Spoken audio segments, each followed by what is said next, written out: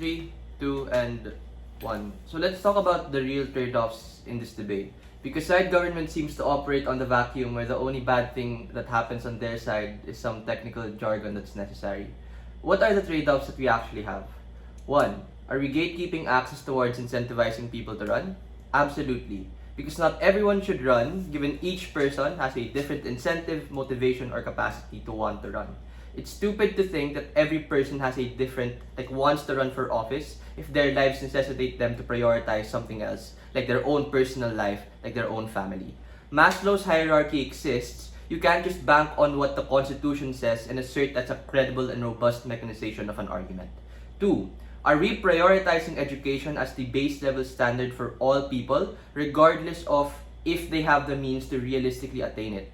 Absolutely. Because as compared to all other metrics, education is probably the most fair and accessible. Wealth isn't accessible, likability isn't accessible, even action or purpose isn't accessible, given you have to be on the right place at the right time to be able to get the benefits from it. So we're perfectly fine with gatekeeping who we expect to be good, given that this stigmatization is at the very least based on a more fair metric to decide as composed to other metrics. What trade-offs did Gov give you? There's been 2 presidents that have been elected in the country. The first is Joseph Estrada, the second is Bongbong. The former is categorically one of our worst presidents. The second is up to debate, but I'm fairly certain not a single person likes him in this room. Problem: absent this stigmatization, you would likely have more populist presidents like the 2, because now there's no new check and balance towards popularity, which, as we both agree, are very effective for the Filipino people. So I really want to emphasize this. What this means is that now there's less of a chance to say no to objectively terrible candidates that don't have college degrees, but they do have money influence.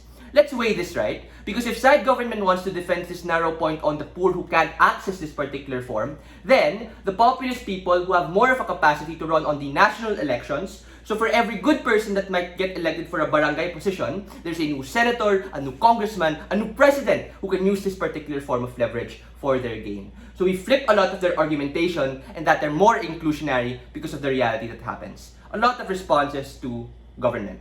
1. PM says the metric of fulfilling democracy is on inclusivity and on the experience that each person has. Newsflash, that's quite literally the most unfair standard that the entire population could have. Why? We all live very different lives with very different opportunities. So, if the main metric they want to have is on lived experiences, what type of person is now going to be prioritized? Everyone with the privilege to be in the right place at the right time. Leadership and experience is not something that everyone can have because those opportunities are limited. Contrast that with the experience that you get from being in college or at least having any degree being a safeguard towards the particular type of exclusionary metrics or subjective metrics that government wants to have. So we flip this mechanization and say that lived experiences are actually fucking more unfair given that not everyone has a standard to which they can do that. 2. On both sides, because of how elections and campaigning work, there will be a desire to, on average, forward populist agendas. But absent being skeptical about having an education, you make campaigning to people and voting politicians all about an appeal to emotion and subjective norms. On our side, you get a filtering process to be able to look at meritocratic competence. 3. DPM talks about gatekeeping from certain parties and the perception of elitism, right? Kiko and Lenny lost for reasons outside their education, which is a separate debate altogether. But take a look at the response of Lenny supporters and the pink side. They kept using the lack of BBM education as a reason for not voting him and calling him a fraud. This in and of itself is good because people on average become better and smarter at calling out these individuals. Lastly, a lot of what DPM says is not in contention. We think that diversity in access is good, but let's face it, not everyone can or wants to be a politician. This is what Joseph already preempts. I don't understand why they can't understand it and respond to it. Extension. On their counterfactual, why it's just better for all people, candidates, and voters to have a college degree. The first reason and mechanism this is true is on the check and balance that this stigmatization provides. Let's nuance this discussion. We defend our position by saying having any college degree says at the very least you have some form of intelligence, or you can apply and make that college degree work in your favor in a whole other plethora of ways. Politics doesn't guarantee that everyone can win. And these candidates that Gov talks about, who are not given a chance will be far better off on our side because their degree at the very least gives them access to other opportunities in the instance where they don't particularly win. I want to note that the impacts that this particular mechanization holds.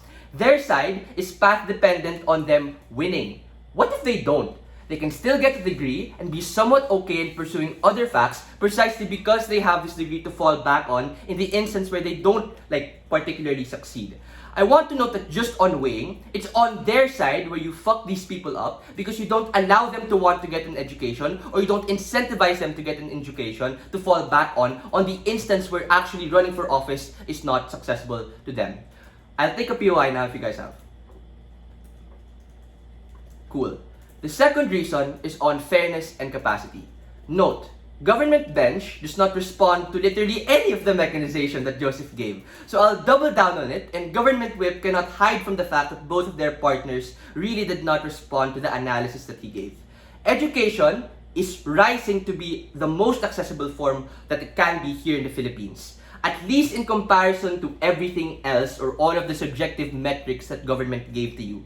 UPLB has a degree in agriculture, in fishery, and it's a state university. There are colleges here in the Philippines that don't require money or all of that other stuff that's usually found within colleges.